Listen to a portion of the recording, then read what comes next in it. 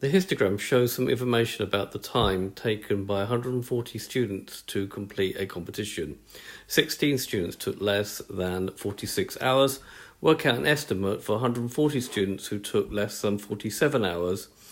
For the 140 students, work out an estimate for the time taken by the student who finished in 60th position.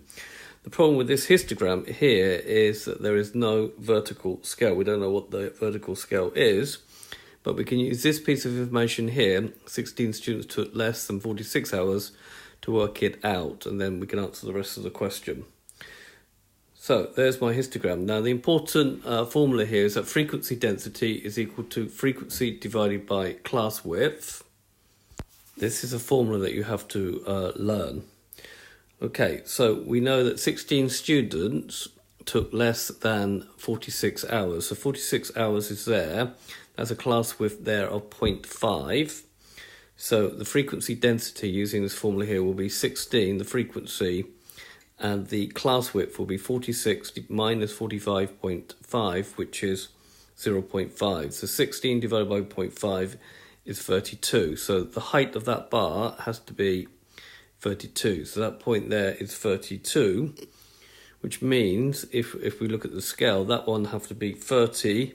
This one would have to be 20, 10, 0, then going upwards, 40, and then 50. We are required to find the number of students who took less than 47 hours. So 47 hours is there. So we need to find all these, the area of all these. So using the frequency is frequency density times class width, which basically is the area of each bar. Okay, so in the first case, we already knew that the frequency was 16, so we won't bother working that out. The next bar will be 48 times the class width, which is 0.5. And then of this bar here will be 28. And the class width of this from 46.5 to 47 is 0.5. Working that out, that will give me 54 students. Right, for part B, with our vertical scale, we know there's 16 students there, and we know that frequency density is equal to frequency divided by class width. So using frequency is frequency density times class width. So this one will be 48 times 0.5, so that's 24. This one will be 28 times 1.5, which is 42. Now, if we want the 60th person, so the 60th person, if we add these out, 16 plus 24 makes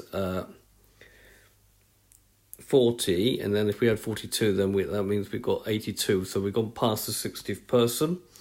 So up to there is 40, and then we need the next 20 people in this group will tell me where the time needed. So the 60th student will be 46.5. Now it's 46.5 because here is 46.5, and that accounts for the first 40 students. Plus the next 20 out of the frequency of this particular bar, which is 20 out of 42, times the class width.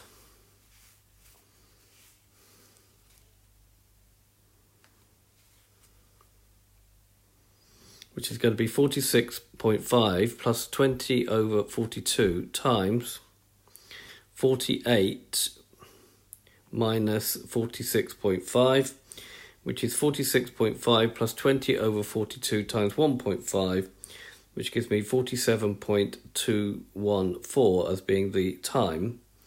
Therefore, the time will be 47.2 hours for three significant figures. That's 42.7. The 60th student took approximately 47.2 hours to complete the task. Okay, this has been a video showing find the vertical scale of a histogram, i.e. the frequency density scale, and then using it to answer some questions. I hope you've understood, and I thank you very much for watching.